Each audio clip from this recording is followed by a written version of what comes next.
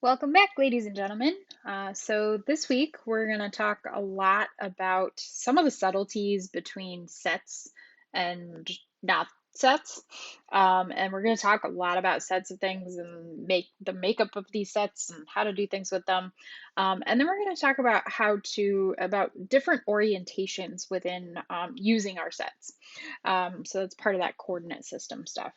But we're going to first start off by talking about this idea. I realized in that I haven't done a great job so far of talking about the distinction of what a set actually represents. So I kind of assumed that we knew sort of what a set was, but I think we need to talk about it just a little bit further. So I'm going to talk about, and especially talking about it in relationship to a span and what the differences of those things are and why those subtleties are really important. So a set is just a collection of elements of things. So a set could have a specific rule that defines what's in that set, or it could just be a list of things, right? So some non-mathematical ideas of sets are things like we could have a set being fruit. So a set could just represent all things like fruit.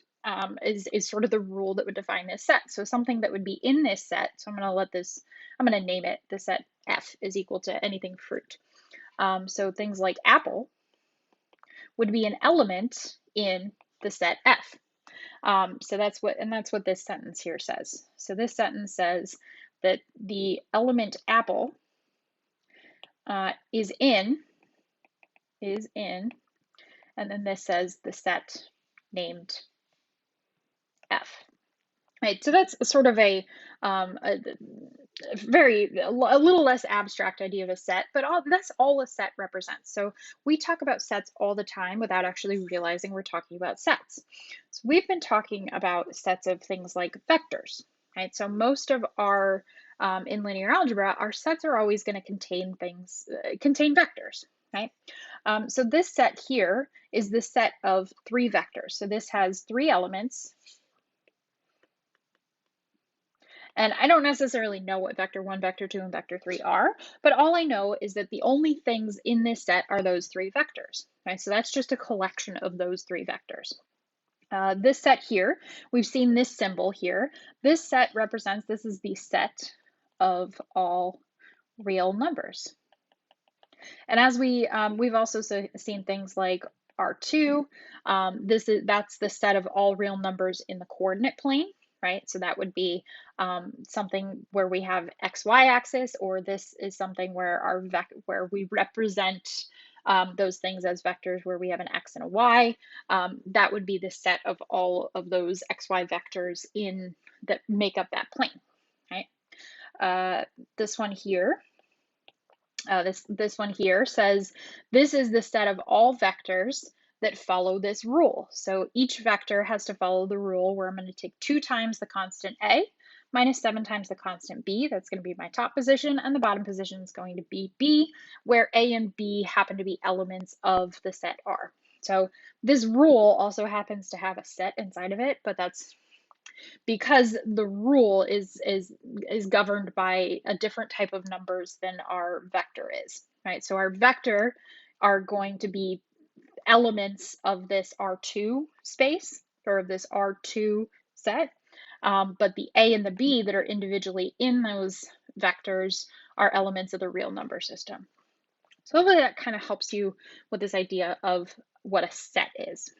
Now, conversely, we can talk about a spanning set, or the span of something. Now, a spanning set, this is a specific type of set. So this is a specific type. Oh, that's not how you. Oh goodness. Specific type of set. So all of these sets that constitute a span all have the same kind of principle involved. So they all follow the rule where the span of vectors represents all possible vectors that are the linear combinations of the vectors in the span.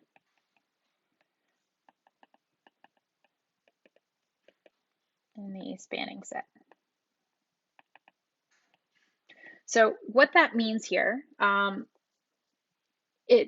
long as, so right, we can say if the span of V1 and V2, so here's my V1, V2, V3, what that means is that if I can write any vector that is a linear combination of those things, or in other words, for any vector x, such that I can write it as some combination of a1 v1 plus a2 v2 plus a3 v3, then this vector is also in the set that spans those three vectors. So this span is a set of in and of itself, but it happens to be an infinite set. As long as none of our vectors are the zero vector. Or as long as not all of our vectors are not the zero vectors, if that makes sense. So this is an infinite set, but that doesn't necessarily mean that every single vector of R3 is going to be in that spanning set, right? So there are specific rules that say that it's a part of that set, but this is the span here. This is telling us the rule for the set. Right? So that's kind of the subtleties of the differences between the span and just a regular set, right? So these two things, when you see V1, V2, V3 without the word span in front of it, this just means this is three individual elements that are hanging out together. They are a collection of things, versus the span of V1, V2, V3 is an infinite collection of things that follow the rule that if I take any combination of those, I get X. So as we can see here, W is in the set of the span because if I take V2 and I multiply it by 2, I get W, right? So I can write W as, so W is equal to, let's not highlight, let's actually put some stuff down here. So W is equal to 2 times V2, right? And so because of that, that satisfies this this lovely rule down here that I mentioned, right? So that satisfies our rule here, which means that it's in the set, but we don't necessarily list it as an explicit member of the set. So right here, we're explicitly listing every single element of the set. Here, we know that there's more than just V1, V2 that are going to be in this set. There's a lot of possibilities. Hopefully that makes sense. So the reason I'm bringing this up is because we're going to talk a lot about this idea of a basis. And what a basis is a set. So at the very core of things, a basis is a set. So this guy here is a set. But it's a set that has specific qualifications. So in this case, so we're gonna let H be a subspace of vector space V. All right, so we talked last week about vector spaces and subspaces. Vector space V just means that it follows all those axioms, and then H being a subspace just means that it's some smaller collection of that space. So it's some smaller set within that vector space B. And if we describe B as the set of vectors B1, B2, BP, all the way out to P, where all of those vectors are in V, so these things have to be in our vector space, and they have to be, and they have to follow a couple rules. So we call B a basis for H, or in other words, it is the set that describes all of H, as long as B is a linearly independent set That means that all of the elements of B are linearly independent from each other. They are not combinations of each other. And H is defined by the span of all of the vectors in B, right? So the basis B is the set that if you use that set, it's the set that would build all of our H subspace, right? So this here is infinite. Hopefully you kind of make that. Whereas B here is going to be finite for the most part. Most of what we're going to talk about are bases that are finite. So it's kind of like the minimum number of vectors that you're going to need in order to build all of H by taking linear combinations of those vectors. That's one way to think about it. So I'm already at 10 and a half minutes in, so we're gonna talk about some more than 10 and a half. Anyway, so we're gonna talk about some examples. So notice too, basis with an I is the singular, so that would be one of these things. Bases with an E is the plural. That means there's multiple of them. So we're going to look at these two, and then we'll come back and look at the remainder of the examples here. So each of these sets are elements of R3, right? So what that means is, so in order for us to actually talk about a basis, so what we want to know is, can I describe all of R3 using this set? And in order to do that, I have to show that all of the elements in my set are linearly independent, and I have to show that the span of that would be H. So to start off with, hopefully we can see that each of the following sets could be a basis for R3. We want to decide if they are. Here, if we think about just the vector 2, 4, 1, this describes a line in R3. So this is a line in space. And hopefully what that tells you is that no, this is not a basis for R3. Right? Because in order for it to be a basis, we have to be able to describe any element of R3 using that basis. So in other words, we need to be able to do any kind of linear combination, right? That's that whole idea of the span, in order to get some other vector in that space. But a line in R3 is not all of R3, right? So this is not all of R3. And in order for the basis to be a basis, it has to describe that whole set. And R3 is more than just a line, it's an entire space, right? You have all of this space in here, all of that versus just some line in it, right? So this is our B, and if we talk about that, the span of that, right? So the span of B, so not the set of B, the span of B is a line in R3. Even though B, it's linearly independent, it's a linearly independent set because it's only got one element, but we haven't satisfied the second criteria, so this is not a basis. In the next one, what we have is we want to see if this is a linearly independent set. So we can start there. So at least we have more than one vector, right? Which means that at least the span is probably going to cover all of this. But what you can see is that I actually have 4 vectors. Now, if we think back to, you ready for this?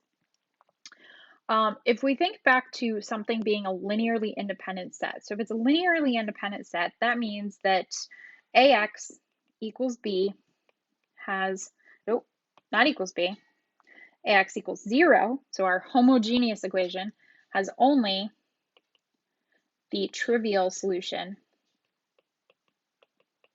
as its solution. And one of the things that we know that makes that true is if you think back to the invertible matrix theorem, says that that's true as long as A is invertible. then this is true, right? So if A is invertible, then we can know that the homogeneous solution has only the trivial solution. But if I make a matrix out of this, my matrix is not, you ready for this? Is not square. So since it's not square, A is not invertible. And by the invertible matrix theorem, if A is not invertible, then all of those other things are also not true. So therefore, this has more than the trivial solution as a solution, and therefore these are not linearly independent. Not all linearly independent. The other way we can show this is if we take a look, so we could actually do the row reduction here. So we could set up our matrix 1, -1, 0, 0, 2, 2, -5, 1, 2, 0, 8, 0. And if we get real fancy, do all of our row reductions, we're going to come out to be something that I can't remember.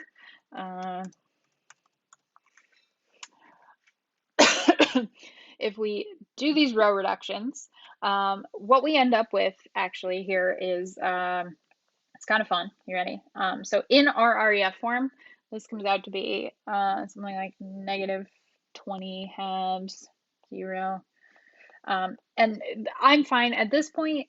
We've pretty much shown that we know how to do our row operations. So anytime you need to do row operations or get down to RREF form or something like that, I'm actually okay at this point with you using some sort of technology. For example, Desmos has a really awesome, if you go to the Desmos website, there is a matrix calculator for Desmos. And it'll do these fun little matricey things for you. It'll do RREF, and I am okay with that at this point because we've already shown that we know how to do our row operations. So we end up with a vector that looks, or a matrix that looks something like this. And as you can see, we have some weird things going on here, right? This is telling us that that x, in this case, in our trivial solution, or that this variable would equal 20 halves, right? Or would equal 20 halves of z. So we actually have a free variable here. And because we have a free variable, or because we have more, there's more going on here, so that there's lots of way to argue this is not linearly independent, but this is not a basis for R3. All right, so we're gonna cut this video off here, and we're gonna come back and talk about the rest of the examples here for R3.